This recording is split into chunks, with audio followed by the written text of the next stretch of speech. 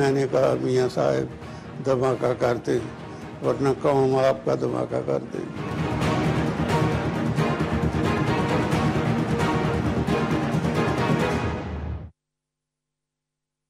السلام علیکم۔ پروگرام اپنا اپنا گریبان کے ساتھ متی اللہ جان۔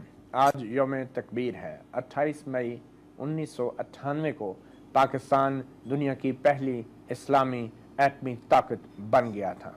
یوں تو پاکستان کے پاس ایٹمی قوت پہلے سے تھی، مگر 28 مئی 1998 کو پہلی بار پاکستان نے 6 دھماکے کر کے، ایٹمی دھماکے کر کے دنیا پر یہ ثابت کر دیا کہ پاکستان بھی ایک ایٹمی طاقت ہے۔ 28 مئی کو یوم تکبیر کے نام سے یاد رکھا جاتا ہے، اور آج اسی حوالے سے ہم 28 مئی کے چند دوسرے ہیرو میں سے ایک بڑا ہیرو جس کو ہم کہتے ہیں، اور ہیرا بھی یقیناً، ہمارے نامور سائنسدان ڈاکٹر سمر مبارک مند، جو کہ پاکستان ایٹامک انرجی کے سربراہ بھی رہے ہیں اور 38 سال تک پاکستان کے اس حساس ادارے کے ساتھ اپنی خدمات انجام دیتے رہے ہیں، اور 28 مئی کو انہوں نے جو ایٹمی دھماکے کیے، جو ٹیسٹ کیا، ان میں ان کا بہت کردار تھا، اور اس ٹیم کی یہ قیادت کر رہے تھے جنہوں نے چاغی بلوچستان میں یہ ایٹمی دھماکے کر کے دنیا پر ثابت کر دیا کہ اب پاکستان بھی ایک ایٹمی طاقت ہے۔ ڈاکٹر سمر مبارک بند صاحب، بہت شکریہ، آپ نے ہمیں وقت دیا۔ سب سے پہلے تو آپ کچھ بتانا چاہیں گے کہ پاکستان نے جو ایٹمی دھماکے کیے وہ تو ایک جوابی عمل تھا، ایک رد عمل تھا بھارت کے ایٹمی دھماکوں کا، تو یہ بھارت کے ایٹمی دھماکوں کے بعد ہی آپ کو کہا گیا ہنگامی حالت میں کہ جلدی سے اس کی تیاری کریں، یا آپ کو کچھ پہلے سے کہہ دیا گیا تھا کہ کچھ ہونے والا ہے اور آپ بھی تیاری رکھیں؟ اس کا اصل میں پس منظر یہ ہے کہ پاکستان سائز کے لحاظ سے بھارت سے تقریباً فوجی طاقت کے لحاظ سے بھی، ہر لحاظ وسائل کے لحاظ سے بھی 3-4 گنا چھوٹا ہے، اور ہمیشہ سے بھارت جو ہے وہ اپنی مسلط پاکستان پہ جمانے کی کوشش کرتا رہا ہے، اور تقریباً 71 میں جب ہم پاکستان کو 2 لخت کیا گیا تو ہم نے سب نے دیکھا، پوری دنیا نے دیکھا کہ بھارت نے اپنی ملٹری قوت کے ساتھ بنگلہ دیش بنایا اور وہاں پہ ڈائریکٹ انٹرونشن کی فوج کے ذریعے، ٹینکس اور جہازوں کے ذریعے، اور پاکستان کو یہ جو 71 کے دسمبر میں چوٹ لگی، یہ ایک بڑی کاری ضرب تھی۔ اس کے بعد 1974 میں انڈیا نے پہلا ایٹمی دھماکہ کیا، اور بر صغیر میں یہ دھماکہ کیونکہ پہلا تھا، اس نے کافی یہاں پہ ماحول کو متاثر کیا، اور اس وقت ہندوستان نے پاکستان پہ مزید اپنی برتری جمانے کی کوشش کی اور خاصا ڈکٹیٹ کرنے کی کوشش کی ہمیں، فارن پالیسی میں بھی اور بہت سارے دفاع کے میدان میں بھی۔ تو اس وقت ارادہ کیا گیا سن 74 میں کہ پاکستان اب ایٹمی قوت خود بنے گا تو تبھی یہ معاملہ کچھ درست ہوگا، کیونکہ کنونشنل لحاظ سے تو پاکستان مین ٹو مین اور گن ٹو گن کنونشنل جو فوجیں ہیں اس میں تو 4 گنا فوج اگر بڑھاتا ہے تو وسائل بہت خرچ ہوتے ہیں۔ ڈاکٹر صاحب، میرے خیال میں دنیا کو اس حقیقت کا تو پتہ ہے کہ پاکستان نے اپنے دفاع کے لیے یہ اقدام اٹھایا، اور انتہائی ایک سنجیدہ۔ تھوڑا سا ہم اگر اس کو فاسٹ فارورڈ کریں تو کیا جو بھارت نے دوسری بار ایٹمی دھماکے کیے تھے، کیا اس کے بارے میں آپ لوگ سائنسدانوں کو الرٹ کر دیا گیا تھا یا نہیں پہلے سے؟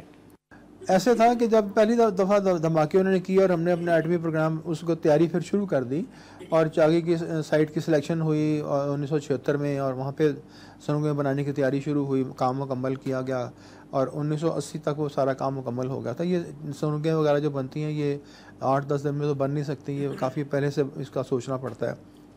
اور جب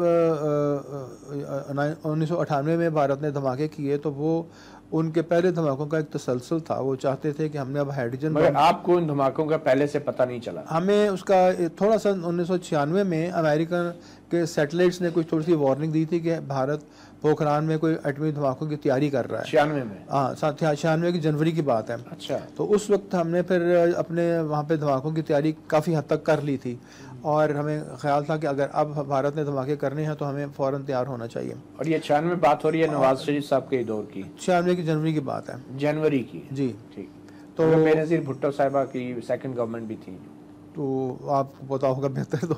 تو اس وقت پھر ہم نے کافی تیاری کر لی تھی، اور اس کا فائدہ یہ ہوا کہ جب 1998 میں بھارت نے دھماکے کیے، اس وقت کیونکہ ان کے دھماکوں کی تیاری کا اتنا شور پڑ گیا تھا کہ وہ پھر خاموش ہو گئے، تو اس پھر انہوں نے 1998 کے مئی میں دھماکے کیے، اور پاکستان نے پھر اس وقت کیونکہ وہاں پہ ٹنلز میں بھی بہت سارے کام کیے ہوئے تھے، تیاری کی ہوئی تھی، تو ویپنز بھی کئی ماڈل ہمارے بن چکے تھے.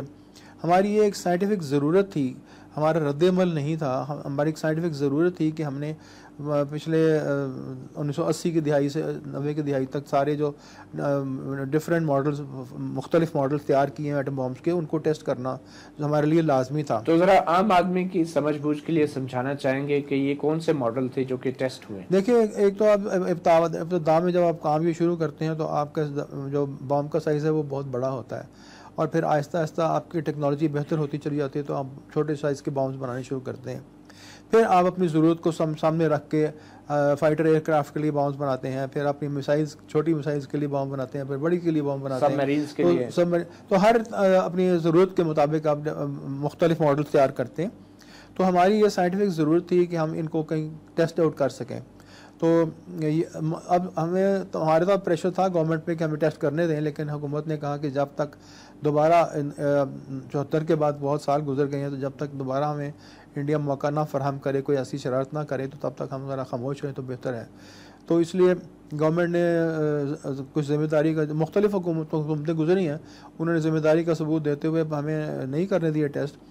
تو پھر جب 98 میں انڈیا نے ٹیسٹ کیے تو یہ ایک بڑی ہمارے لیے خوش آئند بات تھی نیوکلیر پروگرام کے لیے کہ ہمیں ایک موقع مل گیا. تو اب یہ کون کون سے ماڈلز ہیں آپ سمجھتے ہیں؟ ٹیکٹیکل ویپنز آپ نے ٹیسٹ کیے کس سطح کے؟ تھوڑا سا یہ نہیں، اس وقت ٹیکٹیکل ویپنز ابھی نہیں بنے تھے. اس وقت ٹیکٹیکل ویپنز تو یہ اب بڑی ریسنٹ فنومنا ہے. وہ اس وقت ہمارے شاہین 1 کے لیے، میسائل کے لیے ایک چھوٹا ویپن تھا، پھر شاہین 2 کے لیے ذرا بڑے سائز کا ویپن تھے، پھر ایئر کرافٹ کے لیے ڈفرینٹ ڈیزائنس تھے. تو اس کے 5-6 ڈیزائنس ہمارے پاس ایسے تھے جو ہم ٹیسٹ کرنا چاہتے تھے. تو ٹیکٹیکل ویپن آپ کے دور میں ہی ٹیسٹ ہوئے یا آپ کے بعد؟ ٹیکٹیکل ویپن میرے دور میں ٹیسٹ نہیں ہوئے، وہ میرے دور کے بعد ٹیسٹ ہوئے. ٹھیک. تو اب جب کہ یہ تمام ٹیسٹ، میں نے دیکھیے، یاد رکھ آپ کی یادداشت کے لیے کہ میں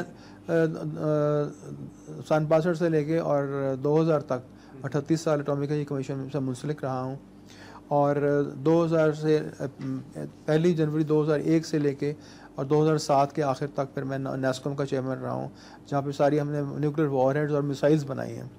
تو اس لیے یہ جو 2007 تک کا دور ہے، اس وقت کافی ویپنز اور کروز میسائلز کے لیے بھی ویپنز وغیرہ یہ ٹیسٹ اٹامک انرجی کمیشن کر چکی تھی.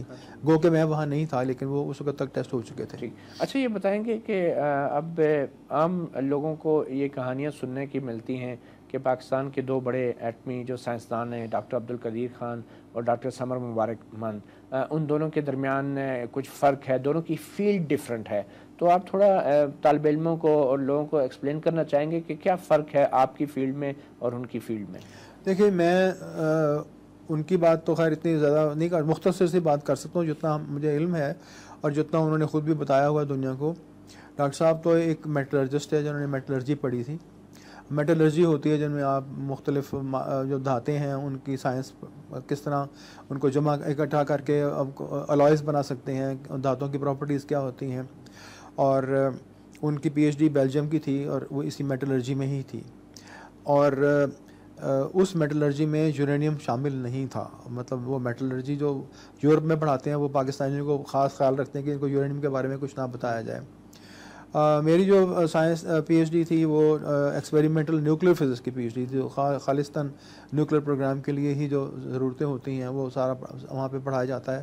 اور آکسفورڈ یونیورسٹی سے میں نے PhD کی تھی، اور وہ اس میں ایکسپیریمنٹل میں نے خاص طور پہ اس لیے اس کا انتخاب کیا تھا کہ تھیوری پڑھ کے ہم کچھ اس کو اپلائی بھی کر سکیں، اس سے کچھ آگے بنا بھی سکیں. تو یہ فرق ہے مینلی. آپ سمجھتے ہیں کہ یہ جو ٹیسٹ ہوئے سارے بیسیکلی آپ کی سربراہی میں ہوئے؟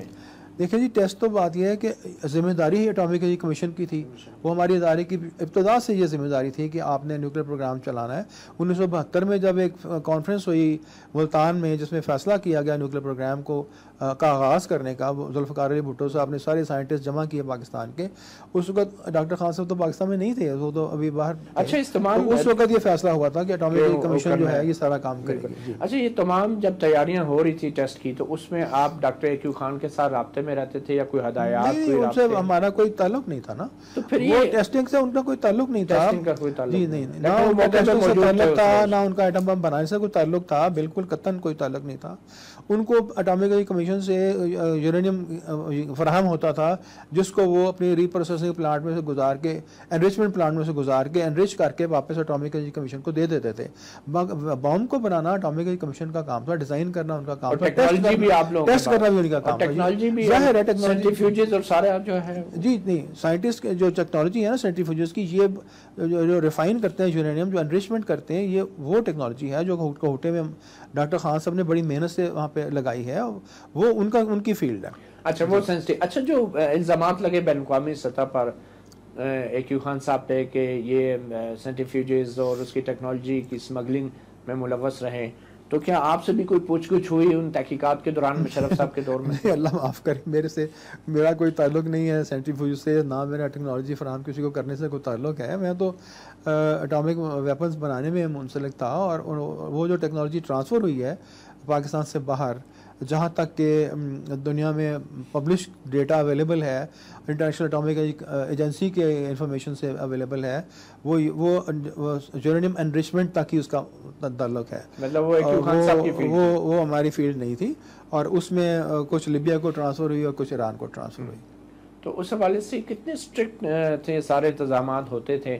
آپ کہتے ہیں کہ AQ خان صاحب کی ایک علیحدہ فیلڈ ہے، ان کا براہ راست کوئی ایٹمی ٹیکنالوجی سے تعلق نہیں تھا سوائے تکنیکی اعتبار سے جو آپ نے سینٹریفیوجز کا ذکر کیا. جی جی. تو یہ جو الزامات لگے AQ خان صاحب پہ، یہ کتنے سنگین الزامات تھے، اور اگر آپ حکومت میں ہوتے تو آپ کیا کرتے اپنے اس ایٹمی پروگرام کی حفاظت کے لیے؟ بات یہ ہے کہ اگر آپ سیکیورٹی کے اداروں کو بہت مضبوط بنا دیں تو اس طرح کے لیپسز نہیں ہوتے. اور کوہوٹا میں سیکیورٹی جو تھی وہ اس طرح تو بڑی مضبوط تھی کہ وہاں پہ کوئی چڑیا بھی پر نہیں مار سکتی تھی، کہ باہر سے کوئی انٹروژن نہیں ہو سکتی تھی. لیکن وہ سیکیورٹی وہاں پہ نہیں تھی کسی حد تک کہ جو اندر سے انفارمیشن باہر جانے کے لیے، کوہوٹا سے جانے کے لیے کو کس طرح سے روکا جائے. آخر دو ہیرو ہیں، دیکھیں آپ بھی ہمارے قومی ہیرو ہیں، قدیر خان صاحب بھی اسلامک بم کے وہ بانی ان کو کہا جاتا ہے. تو اب آپ کے اگر آپ پہ سیکیورٹی کی ضرورت پڑ جائے تو یہ تو بڑی افسوسناک بات ہوگی کہ ایک اتنی عظیم شخصیت وہی جو ہے خاموشی سے یا چوری چھپے ایسی حرکت کوئی کر رہا ہے، تو اس پہ کیسی سیکیورٹی؟ دیکھیں بات یہ ہے کہ یہی سوچ کے کبھی سیکیورٹی سائنٹسٹ پہ نہیں لگائی گئی تھی نا. تو آپ یہ دیکھ لیجئے کہ پاکستان میں کم و بیش 30-40 ہزار سائنٹسٹ کام کرتے ہیں نیوکلیر پروگرام میں، تو کبھی کسی کا نام پہ کوئی ایسا حرف تو نہیں آیا نا. تو ڈاکٹر خان صاحب کی جو نام پہ حرف آیا ہے وہ بھی میں سمجھتا ہوں کہ وہ مجھے اس میں انوالو نہ آپ کریں تو بہتر ہے. وہ ہمارے جو ملک کے سیکیورٹی ادارے ہیں ان کو پتہ ہے کہ ان کا حرف جو ان پہ لگا ہے نام پہ وہ جائز ہے یا نہیں جائز ہے. لیکن یہ بھی تو ہے کہ یہ تو ممکن ہی نہیں ہے کہ پاکستان کی سیکیورٹی اسٹیبلشمنٹ کی نظر سے بچ کے اس طرح کی کوئی اسمگلنگ ہو سکے ٹیکنالوجی کی یا معلومات کی. تو کیا یہ ممکن ہے کہ یہ سیکیورٹی لیبس بھی تھا، یا اس میں جو اسٹیبلشمنٹ ہے اس کے لوگ بھی شامل؟ سیکیورٹی لیبس تو آپ کے ملک میں روز ہوتے ہیں. سیکیورٹی لیبس تو ابھی ہر 2-4 مہینے بعد ایک آدھ سیکیورٹی لیبس تو اس ملک میں ہوتا ہی ہے. آپ جتنے مرضی سیکیورٹی کو ٹائٹ کر لیں، کہیں نہ کہیں سے کوئی لوپ ہول نکل آتا ہے. کیا یہ ممکن نہیں کہ ڈاکٹر قدیر خان نے جو کچھ کیا قومی مفاد میں کیا اور پاکستان کے ایٹمی پروگرام کو میں پیش رفت لانے کے لیے کیا؟ کیونکہ وہ جب ٹیکنالوجی لے کر آئے تھے وہ بھی تو اسمگل کر کے لے کر آئے تھے. تو آپ نہیں سمجھتے کہ الزامات ناجائز ہیں ڈاکٹر ایک چیز آپ یاد رکھیے کہ پاکستان نے جتنا بھی نیوکلیر پروگرام کو ڈیولپ کیا ہے یہ سب اپنی محنت سے کیا ہے، اور ہمارے پاکستانی سائنٹسٹ کی برین چائلڈ ہے یہ.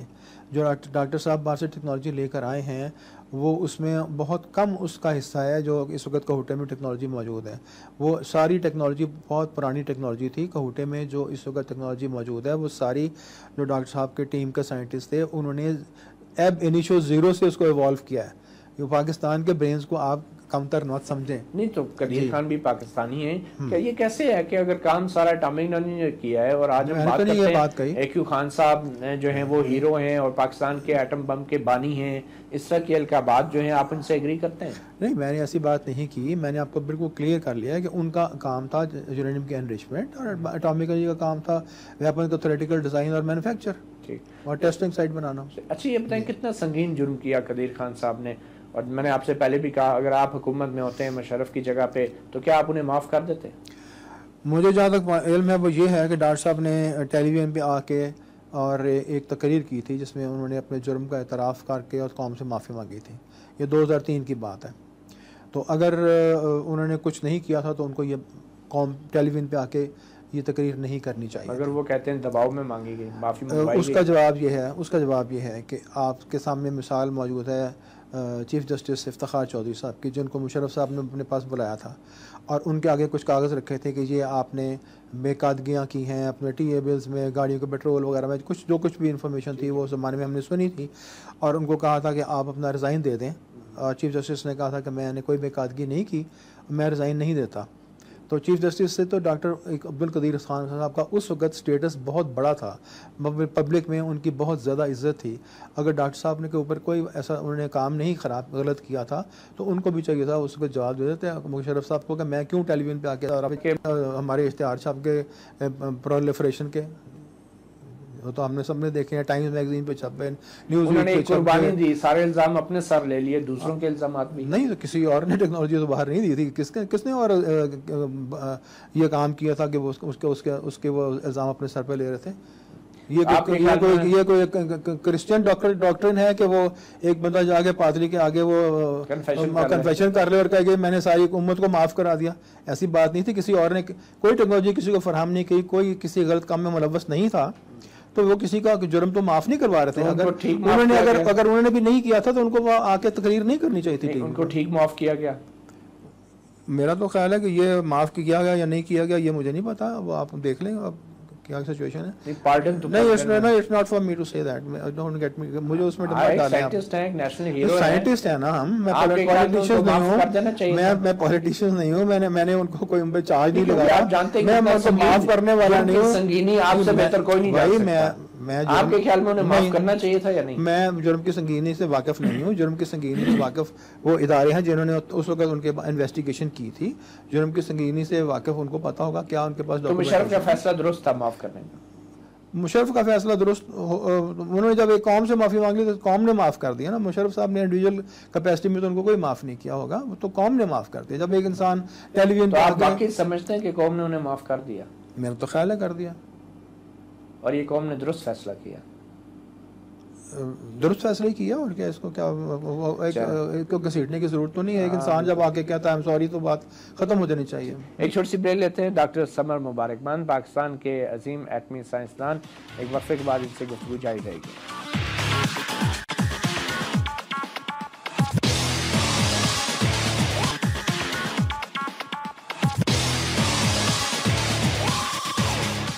Welcome back. اپنا گریبان میں آج ہم خصوصی طور پہ بیٹھے ہیں پاکستان کے ہیرو ڈاکٹر سمر مبارکمان. ڈاکٹر صاحب یہ بتائیں گے آپ بطور پاکستانی ایٹمی سائنسدان آخری بار کب ملک سے باہر گئے؟ بطور ایٹمی سائنسدان اپنی سروس میں تو میں نہیں گیا. سروس کے بعد ریٹائرمنٹ کے بعد تو میں جاتا رہا ہوں. ابھی آپ جا سکتے ہیں باہر؟ ہاں جا سکتا ہوں. کوئی پابندی نہیں ہے؟ بالکل نہیں ہے. مگر ڈاکٹر اے کیو خان صاحب پہ تو پابندی ہے. پھر آپ اے کیو خان کا سلسلہ میں سے لے کے کیوں بیٹھ گئے؟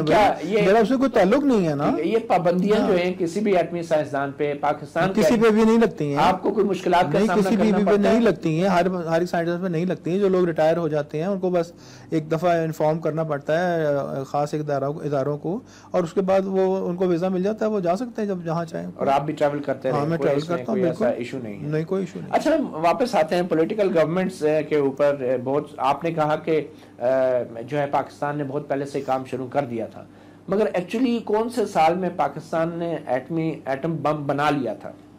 میں سمجھتا ہوں کہ جو ہم نے پہلا کولڈ ٹیسٹ کیا 1983 میں، اس وقت ہمارے پاس یہ کیپیبلٹی ہو گئی تھی کہ ہم اپنا ایٹم بم ڈیٹونیٹ کر کے ڈیمونسٹریٹ کر سکتے تھے دنیا کو. اور کتنے کولڈ ٹیسٹ کیا آپ نے آج تک؟ میں نے اپنی زندگی میں تو تقریباً 20-22 کیے تھے، لیکن اس کے بعد سلسلہ چلتا رہتا ہے. وہ تو جتنا ڈیزائن آپ بناتے ہیں ہر ڈیزائن کے 2-4 کولڈ ٹیسٹ ہوتے ہی ہیں نا. اور یہ 28 مئی کو جو دھماکے ہوئے تھے 1998 کو، اس دن بھی کولڈ ٹیسٹ کیے؟ نہیں وہ تو دھماکے تو کولڈ ٹیسٹ نہیں کہلاتے. دھماکے اس سے پہلے کوئی ان کے پہلے کیے ہوئے تھے نا. ان کے ڈیزائن کو بالکل ان ڈیزائن کو کنفرم کیا ہوا تھا، اسی لیے تو سارے ڈیزائن جب دھماکہ ہوا تو کامیاب ہوئے نا. اچھا مختلف ادوار آئے، الیکٹڈ گورنمنٹس بھی آئی. ذوالفقار علی بھٹو بھی بڑے کین تھے اس پروگرام کے حوالے سے، اور 1979 میں جب ان کو پھانسی دی گئی تو آپ کی کیا فیلنگس تھی؟ مجھے بہت دکھ ہوا، بہت افسوس ہوا تھا. جی کہ آپ کو اس وقت شک ہوا کہ یہ کوئی بین الاقوامی سازش ہو سکتی ہے، جیسا کہ بھٹو نے یہ کہا تھا کہ ایٹمی پروگرام کی سزا دی جا رہی ہے انہیں؟ میرا نہیں خیال، مجھے ایسی کوئی بالکل ذہن میں بات نہیں آئی. اس وقت میں کافی ینگ بھی تھا. میں تو سائنٹسٹ سیدھا سوچتے ہیں، بہت زیادہ دائیں بائیں ادھر ادھر سے کمپلیکس چیزیں نہیں سوچتے. اور جو فیکٹس تھے وہ اس وقت ایک کیس چل رہا تھا، اس کیس کے نتیجے میں ان کو، اور میرا خیال ہے وہ فیصلہ کیونکہ کچھ ججز ایک طرف سوچ رہے تھے، کچھ دوسری طرف سوچ رہے تھے، تو ایک میجورٹی ڈیسیجن تھی. تو میجورٹی ڈیسیجن میں لیگل تو بندہ نہیں ہوں، لیکن میرا خیال ہے سزائے موت نہیں ہونی چاہیے تھی.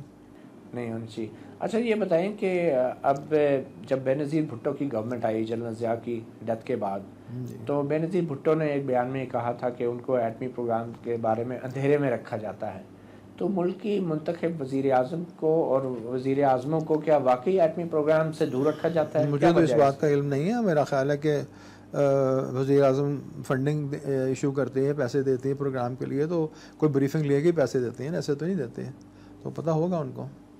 غلام اسحاق خان صاحب کا دور تھا جی، اور اس وقت یہ بے نظیر بھٹو کا یہ شکایت تھی کہ ان کو جو ہے اعتماد میں نہیں لیا جاتا اور ایقی خان کو بریفنگ دینے سے روکا گیا تھا. تو کیا اس طرح کے کچھ مسائل تھے غلام اسحاق خان صاحب کے دور میں؟ مجھے نہیں پتا. آپ لوگوں کے لیے کوئی پابندی نہیں تھی کہ بے نظیر بھٹو کو وزیر اعظم کو کوئی بریفنگ دینے کے حوالے سے؟ میں تو بتا رہا ہوں کہ اس وقت میں کافی ینگر لیول پہ تھا. میں اٹامک کا چیئرمین تو نہیں تھا. منیر احمد خان صاحب چیئرمین تھے، تو وہ انہوں نے کوئی بریفنگ دی ہوگی یا نہیں دی ہوگی، مجھے اس کا علم نہیں ہے. اچھا پھر اس کے بعد نواز شریف صاحب نے جب یہ ایٹمی دھماکوں کا فیصلہ کیا، تو اس فیصلے میں آپ لوگوں کا کوئی کنسلٹیشن مشورہ شامل تھا، اور کیا کیا آپشن؟ فیصلہ جو ہوا تھا وہ مجھے ڈی سی سی میٹنگ میں انوائٹ کیا گیا تھا، اور ڈی سی سی میٹنگ میں ظاہر ہے ڈی سی سی ڈیفینس کمیٹی کے سارے لوگ موجود تھے. سارے ایک خان بھی تھے، خان صاحب کو اور مجھے بھی بائی اسپیشل انویٹیشن بلایا گیا تھا. ہم ڈی سی سی کے ممبر تو نہیں تھے، اور کنسلٹ کیا گیا تھا، اور اس کے بعد پھر مشترکہ فیصلہ ہوا تھا کہ کرنا ہے. تو نواز شریف صاحب نے آپ کے سامنے کچھ پولیٹیکل آپشنز بھی بتائی تھی آپ کو کہ کتنا ضروری ہے اس ٹیسٹ کا کامیاب ہونا، کیونکہ ایک انٹرویو میں آپ نے شاید کہا کہ انہوں نے کہہ دیا تھا کہ یہ بڑا معاملہ اگر کامیاب نہ ہوا ٹیسٹ تو اس کے بھی کوئی اثرات ہوں گے. ہاں، وہ ان کا اندیشہ تھا کہ ٹیسٹ کامیاب اگر نہ ہو تو پھر ہمارے نیوکلیر پروگرام کے اوپر کافی ضرب آئے گی، اور پاکستان کو امبیرسمنٹ ہوگی دنیا میں، اور پاکستان کی عزت میں بڑا فرق پڑے گا، نقصان بھی ہو سکتا ہے. جی. تو کیا اس میں کوئی ہمیں چائنیز حکومت کی بھی مدد شامل تھی ٹیسٹ میں اور ٹیکنالوجی میں؟ یہ تو آپ ذہن سے بات بالکل نکال دیں. چائنا ہمارا بہت قریبی دوست ہے، لیکن ہمارے میسائل پروگرام میں اور نیوکلیر پروگرام میں چائنا نے کبھی ہمیں کوئی ہیلپ نہیں کی. اچھا ڈاکٹر صاحب، یہ عام طور پہ کہا جاتا ہے کہ پاکستان میں جو اس وقت دہشت گردی کے خلاف جنگ چل رہی ہے، تو بین الاقوامی سطح پر یہ عام طور پہ الزام لگایا جاتا ہے کہ شاید پاکستان کے ایٹمی اثاثے محفوظ نہیں ہیں.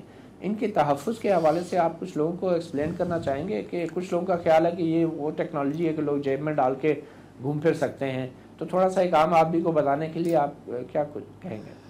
دیکھیے، ٹیکنالوجی جو ہے وہ تو آپ ایک ڈی وی ڈی پہ ڈال دیں تو جیب میں ڈال کے گھوم سکتے ہیں، لیکن ایٹم بم کو جیب میں ڈال کے نہیں پھر سکتے. ایک ایٹم بم ویسے بھی بیکار چیز ہے جب تک وہ میسائل کے وار ہیڈ کی شکل میں میسائل کے آگے نہ لگا ہو.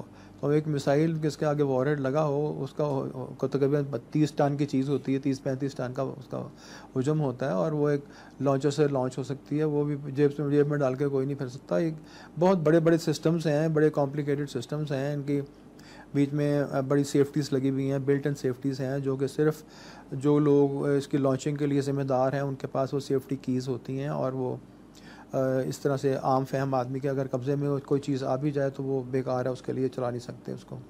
اچھا دوستو، ہمارے یہاں ایک ڈیسیژن میکنگ کمانڈ سٹرکچر بھی بن گیا اور قانون سازی بھی اس حوالے سے ہوئی ہے، نیشنل کمانڈ اتھارٹی. اس میں کچھ عرصہ پہلے ہم نے سنا تھا زرداری صاحب نے اپنے دور میں، کیونکہ وہ سربراہ تھے بطور پریزیڈنٹ نیشنل کمانڈ اتھارٹی کے، اس وقت چیئر کرتے تھے میٹنگ، تو زرداری صاحب نے اپنے دور میں یہ اختیار وزیر اعظم کو ٹرانسفر کر دیا تھا نیشنل کمانڈ اتھارٹی کی سربراہی کا. اس کی کیا وجوہات؟ آپ دیکھیں کہ زرداری صاحب نے 50th امینڈمنٹ بھی ختم کی اور پاور بھی ٹرانسفر کی پرائم منسٹر کو. اور پرائم منسٹر ظاہر ہے چیف ایگزیکٹو بن گیا ملک کا، اور اس کے پاس ساری ایگزیکٹو پاورز تھیں، تو وہ اپروپریٹ یہی تھا کہ NCA میں بھی پرائم منسٹر اس کو ہیڈ کرے.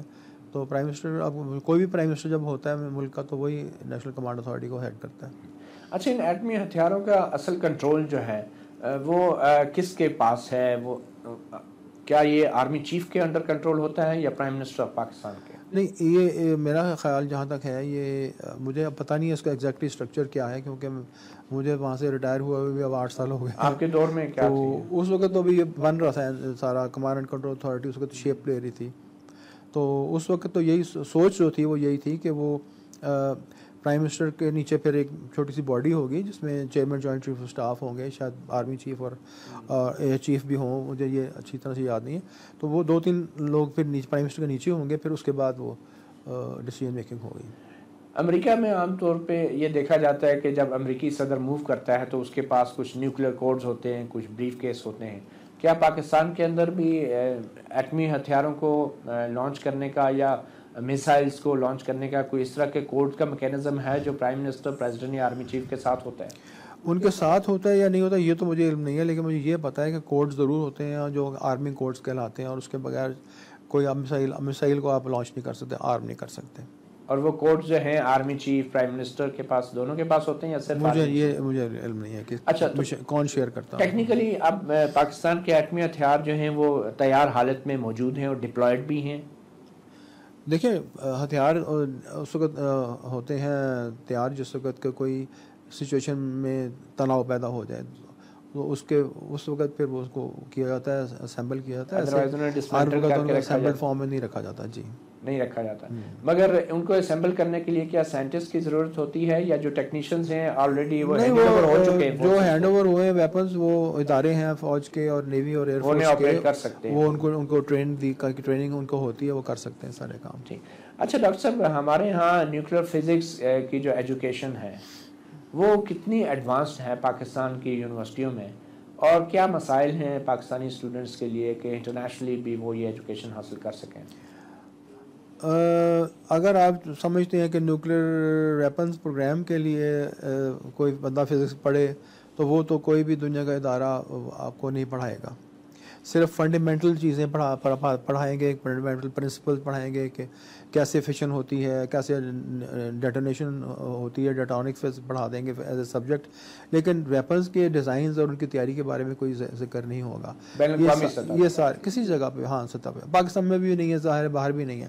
یہ تو کام جو ہمارے ادارے ہیں، اسٹریٹجک آرگنائزیشنز ہیں، وہاں جہاں پہ کام ہو رہا ہے 40-50 سال سے، یہ ساری ایکسپرٹیز وہیں پہ موجود ہے، اور وہیں پہ وہ اپنے جونیئر آفیسرز کو سینئر آفیسرز ٹرانسفر کرتے رہتے ہیں. اگر کوئی پاکستانی اسٹوڈنٹ نیوکلیر سائنٹسٹ بننا چاہتا ہے، عبدالقدیر خان بننا چاہتا ہے، سمر مبارک من بننا چاہتا ہے، تو وہ کیا کرے؟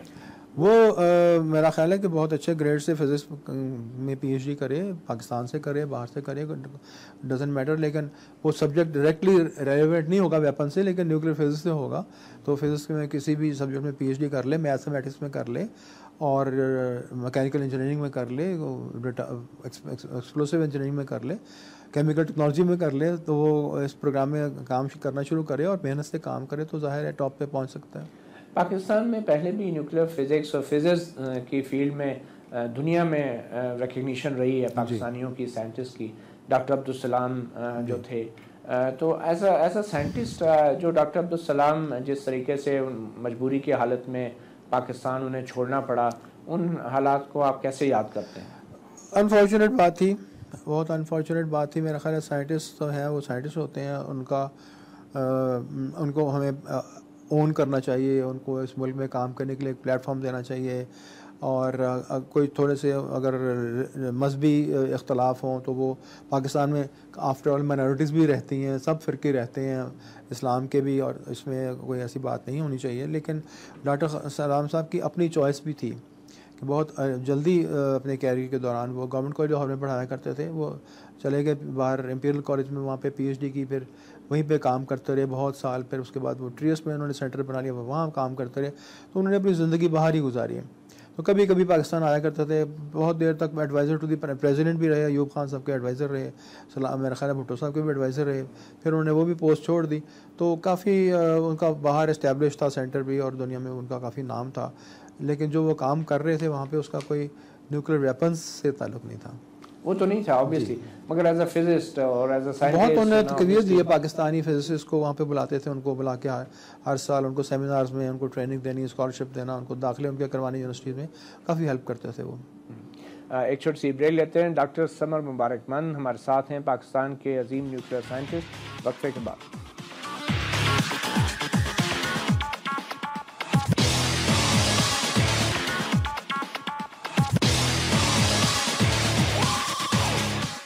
ویلکم بیک اپنا گریبان میں. آج ہمارے خصوصی مہمان ڈاکٹر سمر مبارکمان، پاکستان کے ایٹمی سائنسدان.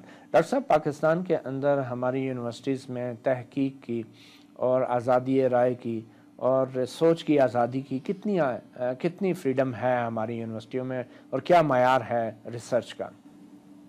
ریسرچ کا معیار تو پچھلے میرا خیال ہے 10-12 سال سے بہت امپروو کر گیا ہے، اور ریسرچ زیادہ مقدار میں بھی ہو رہی ہے، میگنیچیوڈ بھی کافی ہے، اور اب کوالٹی بھی بہتر ہو رہی ہے آہستہ آہستہ. جس طرح فیسلٹیز بہتر ہو رہی ہیں یونیورسٹیز میں. ہائر ایجوکیشن کمیشنز نے کافی فنڈنگ کی ہے، گورنمنٹ کی پالیسیز اس لحاظ سے کافی چینج ہوئی ہیں کہ ان کو فنڈز دیے جائیں اور یہاں پہ ریسرچ ہو. تو اس کے علاوہ جو فیکلٹیز ہیں یونیورسٹیز کی، باہر سے لوگ پی ایچ ڈیز کر کے آ رہے ہیں، وہ بھی یہاں پہ سیلریز ان کو بہتر ملی ہیں، ان کو پے اسکیلز بہتر ملے ہیں. اس کی وجہ سے فیکلٹیز کے امپرومنٹ کے ساتھ ساتھ ریسرچ اور اسٹوڈنٹس کا معیار بھی بہتر ہو رہا ہے. اچھا، تو اس ہمارے زمانے میں پاکستان ساری یونیورسٹیز مل کر مجموعی طور پر 4 یا 5 پی ایچ ڈیز پروڈیوس کرتے تھے ایک سال میں. اب صرف پاکستان ہی کی یونیورسٹیز سال میں تقریباً 300-400 پی ایچ ڈی پروڈیوس کرتی ہیں، اور باہر سے بھی جو آ رہے ہیں پی ایچ ڈی کر کے پاکستانی، وہ بھی 600-700 کے قریب ہیں. تو ہر سال تقریباً 1000 پی ایچ ڈی یہاں پہ ایڈ ہو رہے ہیں. لیکن اس کا معاشرے کو کیا فائدہ ہو رہا ہے؟ جو حالات ہیں اور ہماری جو سائنٹیفک ڈیولپمنٹ ہے، کیا ایکچولی سوسائٹی کو ان 1000 پی ایچ ڈیز سالانہ کا کوئی فائدہ ہو رہا ہے؟ دیکھیے، آپ ذرا سا غور کریں، پاکستان کی معیشت بہتر ہو رہی ہے، پاکستان کی دفاع بہت مضبوط ہو گئی ہے، پاکستان کی اسٹینڈرڈ آف لیونگ بہت امپروو ہو گیا ہے. پاکستان 1970 کا پاکستان ہے، مستقل ایک ترقی کی گامزن ہے یہ ملک، اور یہ تعلیم کی وجہ سے ہے، اور تعلیمی جو لوگ یہاں پہ آ رہے ہیں ان کی کنٹریبیوشنز کی وجہ سے بہت اس میں حصہ ہے. ظاہر ہے بزنس کمیونٹی کا حصہ ہے، ظاہر ہے، اور طبقات جتنے ہیں وہ بھی سارے کنٹریبیوٹ کر رہے ہیں، سب لوگ محنت کر رہے ہیں تو ملک آگے چل رہے ہیں نا. تو اس میں ایجوکیشن کا بھی بہت بڑا حصہ ہے. تحقیق کی آزادی کے حوالے سے کچھ ایسے واقعات ہوئے پاکستانی یونیورسٹیوں میں کہ جس پہ انٹیلیجنشیا اور دانشوروں کو اعتراض بھی ہوا. حال ہی میں Lahore university of management sciences میں ماما قدیر سے متعلق ایک سیمینار پہ خفیہ اداروں نے پابندی لگا دی. کیا طالب علموں کو ان معاملات میں تحقیق کی اور گفت و شنید یا بحث مباحثے کی اجازت نہیں ہونی چاہیے؟ دیکھیے، یہ اس کا تحقیق سے تعلق اتنا نہیں ہے جتنا اس کا ڈیبیٹنگ اور اظہار رائے سے تعلق ہے. یونیورسٹیز جو ہوتی ہیں دنیا میں، باہر جہاں پہ ہم پڑھتے رہے ہیں، آکسفورڈ میں، کیمبرج میں، وہاں پہ بڑا کھلا ماحول ہوتا ہے، آپ جو چیز چاہیں ڈسکس کر سکتے ہیں. تو وہ جو ہماری بہت اچھی فرنٹ لائن یونیورسٹیز ہیں، وہاں پہ بھی اسی طرح کی ٹریڈیشنز کو وہ فالو کرنے کی کوشش کرتے ہیں. کبھی کبھی تو وہ ایسے کوئی ٹاپکس ہوتے ہیں تو اس پہ مشکل ان کو ہو جاتی ہے. اب یہ پولیٹیکل ایک ایشو ہے، ایک پولیٹیکل ایشو کو ڈسکس کرنا وہ چاہ رہے تھے لمس میں. تو میرا خیال ہے کہ اس کو دیکھنا یہ چاہیے کہ وہ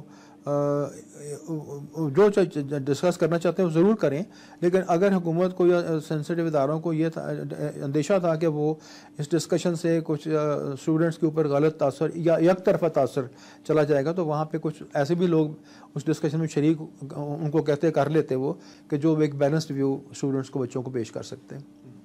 آپ بنیادی طور پہ آپ سمجھتے ہیں یہ قابل مذمت ہے اس طرح کی براہ راست مداخلت یونیورسٹیوں کے مباحثوں کے ماحول میں؟ میں سمجھتا ہوں اس کو تھوڑا سا کنٹرول کرنا چاہیے، تھوڑا سا اس کا کوئی ایک اس طرح کا بنا لیں طریقہ کار کہ ایک طرف کی ایک سائڈ کی ویو نہ بچوں کو دی جائے. ان بچوں کو سمجھ آنی چاہیے کہ بیلنسڈ ایک ویو جانی چاہیے. ابھی ہائر ایجوکیشن کمیشن نے ایک نوٹیفیکیشن جاری کیا ہے تمام یونیورسٹیوں کو کہ جو حساس معاملات ہیں ان پہ بحث مباحثہ اور تحقیق کی اجازت نہ دی جائے طالب علموں کو. آپ اس نوٹیفیکیشن کے اثرات میرا نہیں خیال کہ یہ مناسب بات نہیں ہے، یہ مناسب بات نہیں ہے. یہ مناسب بات نہیں، اور اس کا براہ راست اثر جو ہے تخلیقی صلاحیتوں اس کو اگر آپ روکیں گے تو اس کا اثر الٹ اثر ہوگا نا. وہ پھر جب آپ ینگر جنریشن کو ایک طرف کی پکچر دکھانے سے روکتے ہیں تو وہ ان کو زیادہ اس میں ہوتی ہے کہ ہم اس کو ضرور جا کے پتہ کریں کہ ہو کیا رہا ہے، اور ان کو ایک طرف کی ویو ملتی ہے یا الٹی پلٹی ویو ملتی ہے. ان کو ایک ہیلدی ڈسکشن کا موقع دینا چاہیے جس میں دونوں طرف کی ویوز ان کو مل سکیں تاکہ وہ خود فیصلہ کر سکیں. اچھا، ابھی حال ہی میں ایک نیا سکینڈل پاکستان کی ایجوکیشن انڈسٹری کے حوالے سے یا آئی ٹی انڈسٹری کے حوالے سے جو آیا ہے، ایگزیکٹ کمپنی ایک ہے جس پہ الزام ہے کہ ساری دنیا میں انہوں نے جعلی ڈپلوماز اور ڈگریاں جو ہیں تقسیم کی ہیں. بطور ایک سائنٹسٹ آپ کیا دیکھتے ہیں کہ اس سکینڈل کا پاکستان کے جو ہے امیج پہ اور خاص کر ایجوکیشن کا جو سیکٹر ہے اس پہ کیا اثر پڑے گا؟ ایک تو بات یہ ہے کہ فارچونیٹلی پاکستان کے اندر بہت ہی کم سننے میں آیا کہ انہوں نے ڈگریاں کو دی ہیں، بانٹی ہیں. شاید لوگ افورڈ نہیں کر سکتے تھے ڈالروں میں ڈگریاں خریدنا. یہاں پہ ڈگریوں کے اوپر بڑی بحث ہوتی ہے، ایسی بات ہوئی ہے. لیکن دوسری بات یہ ہے کہ ایک ہمارے پاکستانی کمپنی نے جس کا بڑا نام تھا آئی ٹی میں کہ ان کی بڑی آئی ٹی ایکسپورٹس ہیں، اس کمپنی نے یہ کام اس میں وہ شامل ہیں جس میں امریکہ کی 25-30 ہزار یونیورسٹیز جو کہ اس طرح کی سستی ڈگریز دینے میں بلیو کرتے ہیں اور وہ دے رہے ہیں، کئی سالوں سے دے رہے ہیں اور امریکہ کے اندر بھی بانٹ رہے ہیں. اس کمپنی کے علاوہ ویسے بھی وہاں پہ وہ تقسیم کر رہے ہیں ڈگریز. تو وہ یونیورسٹیز جو ہیں انہوں نے اس کمپنی کو بھی استعمال کر کے اور مڈل ایسٹ میں، یورپ میں اور فار ایسٹ میں اور ہندوستان میں ڈگریاں اس کے تھرو دی ہیں. تو ان کا یہ ہے کہ انہوں نے ایز اے پوسٹ آفس پہ ایکٹ کیا ہے یا as a active participant act کیا، یہ تو پتہ چل رہے گا جب انویسٹیگیشن ہوگی. لیکن یہ بہت ہی انفارچونیٹ بات ہے. ہمارے ملک کے ایک ایسے ادارے کو جو آئی ٹی میں ایک نام رکھتا ہے اس کو یہ کام نہیں کرنا چاہیے. اچھا، اب یہ بتائیں کہ آخر میں کچھ ایسے تحفظات ہیں دانشوروں کو، انٹیلیجنسیا کو، بین الاقوامی سطح پہ بھی، کہ جو ایٹمی صلاحیت اور نیوکلیر پاورز اور نیوکلیر ویپنز کے خلاف ہیں. اور یہ کہا جاتا ہے، الزام لگایا جاتا ہے کہ یہ جو ایٹمی سائنسدان ہیں یہ انسانیت کے قاتل ہوتے ہیں. اور ہیروشیما اور ناگاساکی جاپان کے جن شہروں پہ دوسری جنگ عظیم میں یہ ایٹم بم گرائے گئے اور لاکھوں افراد جو ہیں وہ اپنی جان سے گئے، اس کے بعد امریکی سائنسدانوں نے بھی برملا اعتراف کیا کہ وہ کوئی قابل فخر چیز نہیں تھی اور نہ ہی ان کو اپنی اس ایجاد پہ فخر تھا. تو آپ بطور سیاستدان یہ نہیں سمجھتے کہ آپ کے ان تمام کاوشوں اور ساری زندگی کا جو محور تھا ایک ایسا ہتھیار تھا جس کا خدا نہ خواستہ مستقبل میں اثر جو ہے پوری انسانیت پر بھی پڑ سکتا ہے؟ جی، یہ بہت آپ نے اچھا سوال کیا ہے، اچھی بات اٹھائی ہے. دنیا پہ جب ایٹمک ویپنز نہیں تھے اور پہلی جنگ عظیم ہوئی اور دوسری جنگ عظیم کے ایٹم بم استعمال ہونے سے پہلے تقریباً 25 سے 30 ملین لوگ کنونشنل وارز میں بھی ہلاک ہو چکے تھے. تو دنیا میں تو ہلاکتیں جنگوں میں ہوتی چلی آ رہی ہیں اور بہت زیادہ مقدار میں ہوتی رہی ہیں. ہیروشیما ناگاساکی میں تو 50,000 سے 1 لاکھ تک بندہ ایک شہر میں اور 50,000 سے 1 لاکھ بندہ دوسرے شہر میں اسی وقت مارا گیا. لیکن یہ تو نیوکلیر ویپن کے آپ ذمہ ضرور لگائیے، لیکن یہ دیکھیے کہ اس ویپن کے میں جسٹیفائی بالکل نہیں کر رہا کہ نیوکلیر ویپنز اگر دنیا میں ایک ایڈورسری کے پاس ہو اور دوسرے کے پاس نہ ہو تو اس بات میں کبھی امکان ہوتا ہے کہ جس کے پاس ہے وہ استعمال کر لے گا اگر دوسری سائڈ کے اوپر جس کے پاس نہیں ہے.